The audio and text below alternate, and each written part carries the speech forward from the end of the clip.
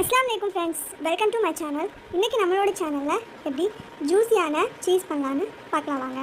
அதுக்கு முன்னாடி என்னோட சேனலை சப்ஸ்கிரைப் பண்ணாமல் இருந்தீங்கன்னா சப்ஸ்கிரைப் பண்ணிவிடுங்க. மறக்காமல் பெல் ஐக்கானையும் கிளிக் பண்ணிக்கோங்க.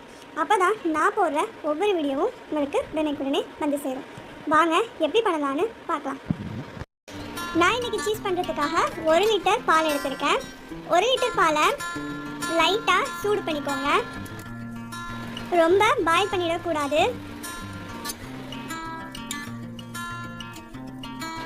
இப்போது பால் ஹீட் ஆயிடுச்சு. இப்போது நான் 3 ஸ்பூன் வினிகர் சேர்த்துக்கிறேன். பாருங்கள், வினிகர் சேர்த்த உடனே எப்படி பால் திரிஞ்சு வருதுன்னு பாருங்கள். நல்லாவே திரிஞ்சு வந்துருச்சு. இதை அப்படியே கையில் எடுத்து அதில் உள்ள தண்ணி எல்லாத்தையுமே நல்லா பிழிஞ்சு விட்டுடுங்க. தண்ணியை நல்லா பிழிஞ்சு எடுத்ததும் நான் ஹாட் வாட்டர் வச்சுருக்கேன்.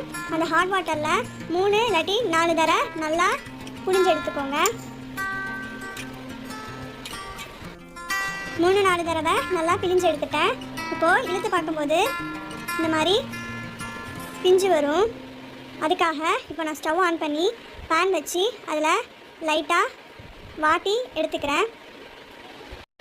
இப்போ பாருங்கள் எவ்வளோ அழகாக இழுக்க வருதுன்னு. இதை ஃப்ரிட்ஜில் 2 இல்லாட்டி 3 மணி நேரம் நல்லா டைட்டான பாக்ஸில் போட்டு வச்சுருங்க. 2-3 மணி நேரம் ஆனதுக்கு பிறகு பாருங்கள் எவ்வளோ அழகாக வந்திருக்குன்னு. அவ்வளோதாங்க, சீஸ் ரெடி ஆகிடுச்சு.